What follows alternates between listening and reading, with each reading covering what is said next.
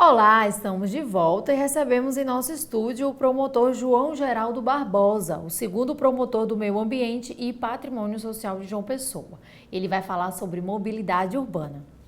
Promotor, seja muito bem-vindo ao nosso estúdio. Bom dia para todos. Eu aqui agradeço a oportunidade e estou à sua disposição dentro dos esclarecimentos que sejam possíveis, que estejam ao meu alcance. Promotor, para começar a nossa entrevista, o senhor requisitou de órgãos como a Defesa Civil e o DENIT um relatório da situação de viadutos, passarelas e pontes da capital. Como está a situação e o que a promotoria pretende fazer a esse respeito? Na verdade, para esclarecimento, eu instaurei um inquérito civil público, certo? Diante da necessidade de se verificar o número de passarelas, pontes, viadutos elevados e também de todas essas estruturas que comprometem ou podem comprometer pela falta de manutenção o patrimônio individual das pessoas, que é o que eu chamo de maior, que é exatamente a sua vida, ou seja, a sua integridade e a sua vida, como também o seu patrimônio, certo? Propriamente dito, porque você, diante de uma ausência de manutenção dessa, vê acontecer algum acidente ou incidente, você pode perder a vida, você pode sair com alguma lesão corporal, você pode perder o seu patrimônio, ter um carro prejudicado, e porque a gente deve viver em segurança. Isso, na verdade, é obrigação da gestão pública, certo? Competente, municipal ou estadual ou federal, dentro da cada um de suas responsabilidades. Mas nada impede, e foi essa a minha grande preocupação, de que o Ministério Público atue também de uma forma preventiva e não só de uma forma punitiva. Ou seja, chegar depois, como se fala, quando a polícia chega atrasada, quando o bombeiro chega atrasado e que não se tem mais nada o que fazer. Então, o Ministério Público não deve chegar atrasado se ele pode ter esse caráter de prevenção. E nesse sentido foi que eu instaurei o inquérito civil público e requisitei da Prefeitura, do DENIT, da Defesa Civil, da CEMOB, da SEDURB, da CEPLAN, do CAU, do CREA, um relatório informativo, o quantitativo e a qualidade em que se encontram hoje essas estruturas, ou seja, as condições na realidade, de forma que não venha comprometer a integridade física nem o patrimônio das pessoas, ou seja, nem põe em risco a sociedade. E também porque qualquer acidente ou incidente que aconteçam em função da ausência dessa manutenção e que possa comprometer essas estruturas, com certeza vai inviabilizar a mobilidade do município de João Pessoa. Há exemplo disso há pouco tempo com um simples buraco que aconteceu nas imediações do antecedente a se não me falha a memória, uma ponte ou foi um viaduto aqui em João Pessoa, mas que foi na BR, parou João Pessoa, certo?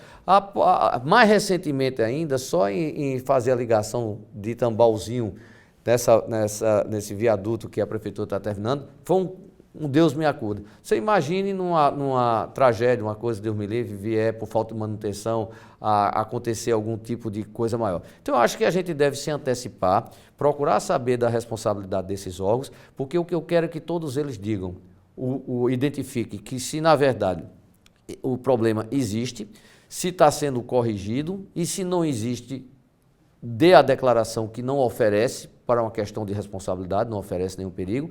E o principal é evitar que isso venha, numa continuidade, causar um dano maior, um incidente de grandes proporções que possam causar até uma catástrofe. Promotor, quais são os maiores problemas de mobilidade urbana aqui em João Pessoa? Olha, o maior problema de mobilidade urbana, na minha ótica, eu não sou nenhum especialista nisso, mas sou promotor de justiça da questão de urbanismo e a mobilidade está inserida nesse contexto de urbanismo, eu acho que é exatamente o que eu chamo de intervenções amadoras. E por que eu chamo intervenções amadoras? Porque a própria legislação vigente prevê em lei federal específica, certo, que todos os municípios com mais de 20 mil habitantes têm que ter o seu plano de mobilidade urbana. João Pessoa não tem. Esse prazo de lei decorreu em janeiro, que foi um prazo de 3 anos e 3 meses, e a Prefeitura Municipal de João Pessoa não fez. Então, eu não concebo, e acredito que tantas outras pessoas que habitam João Pessoa como eu também não concebem, você está fazendo intervenção sem ser dentro dos parâmetros de diretrizes, de políticas, certo, de mobilidades contidas dentro de um plano de mobilidade. Se a própria lei exige e não foi cumprido, então aquilo que é feito em contrariedade ou é feito aleatoriamente de um plano de mobilidade que tem que ser exigido, para mim eu chamo de intervenções, certo? Amadoras, por quê? Porque João Pessoa cresceu, certo? Não tem esse plano. A lei veio, exigiu, deu prazo de 3 anos e 100 dias. João Pessoa não cumpriu com isso. Atualmente nós temos uma ação civil pública, certo? Conseguimos a liminar da lavra de doutor Antônio Carneiro, um juiz sério, comprometido, e estamos a esperar uma decisão de um agravo que tramita no Tribunal de Justiça, mas que o desembargador relator deu efeito suspensivo à referida liminar, entendendo ele, a gente sabe que decisão judicial se respeita, mas a Constituição também me dá a garantia do direito de expressão e pensamento, liberdade de expressão e pensamento, e nele, com todo respeito, espero que a Câmara competente julgue a favor do Ministério Público, a favor da sociedade, certo? A favor da lei, para que entendimentos judiciais não possam ser no futuro confundidos como uma apologia ao descumprimento da lei, certo? Porque a fundamentação foi no sentido de que não poderia, estava dando efeito suspensivo, porque a própria lei já tinha previsto um prazo de 3 anos e 100 dias, portanto não estava presente o fundo bônus iure, nem o periculum in mora, e também porque a questão do trânsito, da mobilidade de João Pessoa já é uma situação conhecida de todos. Se formos pensar e acreditar nesse sentido, com todo respeito, certo? Nós vamos viver como a mobilidade de João Pessoa. Promotor, para finalizar nossa entrevista, a Política Nacional de Mobilidade Urbana diz ainda que o transporte público coletivo urbano tem caráter essencial. Como o senhor vê a prestação desse serviço aqui na capital? Olha, eu vejo esse serviço na capital de uma forma muito ainda, diria assim, limitada, está entendendo? Tem que se ter uma prioridade para toda a questão do transporte coletivo. Daí por que eu falo nos BRTs? Por que eu falo nos BRTs? Porque foi a opção que a Prefeitura Municipal da gestão atual deu. A gente tem que pensar, não é pensar grande, nós temos que pensar que João Pessoa tende a crescer mais ainda e até agora não se tem a solução prática, certo? E óbvia para ser aplicável ao que ela já cresceu. Quer dizer, ao longo desses anos todos, nós temos uma mobilidade tratada com o quê? Com o transporte de ônibus normal, certo? O transporte de ônibus tradicional.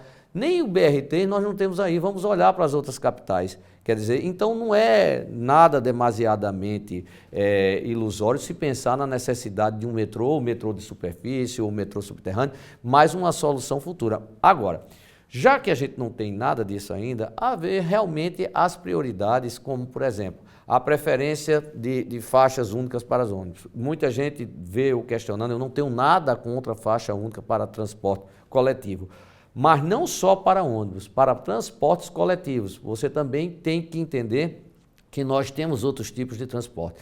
Também para a questão das ciclovias.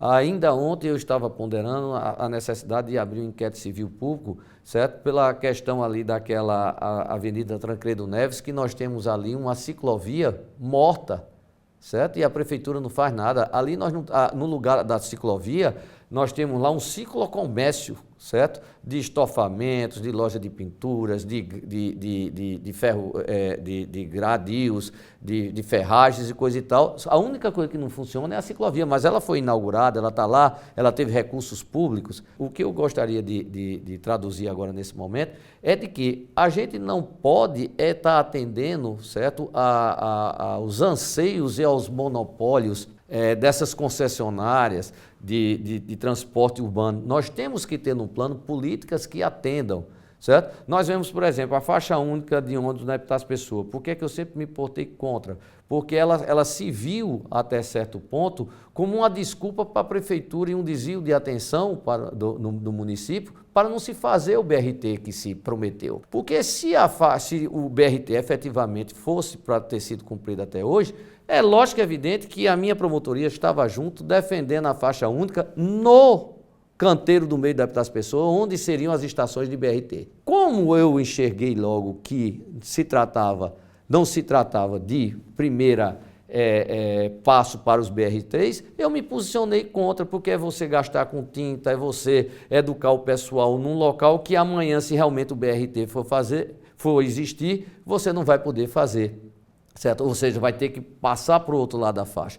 E já se viria como uma maneira, um modo pedagógico de já ir, né, orientando o pessoal. Mas acho que deve ser priorizado sim, porque não é nenhuma questão de achar, é uma certeza, porque isso está na Política Nacional de Mobilidade, certo? E deve estar inserido no plano de mobilidade, mas também a contemplação das ciclovias, a verificação também das questões de transportes coletivos como um todo, certo? Nós temos aí também hoje o problema dos táxis, os problemas dos transportes alternativos. O plano de mobilidade, ele encara e ele pode exatamente trazer uma solução para tudo isso. E deixar um recado aqui, finalizando a vocês, agradecimento da oportunidade, certo? E esperar que essa nova gestão da CEMOB conscientize o gestor maior, que é o senhor prefeito, da necessidade de implantação realmente dos BRTs ou de chegar e dizer a verdade para a população, se vai existir ou não, porque não tem plano maior contra a sociedade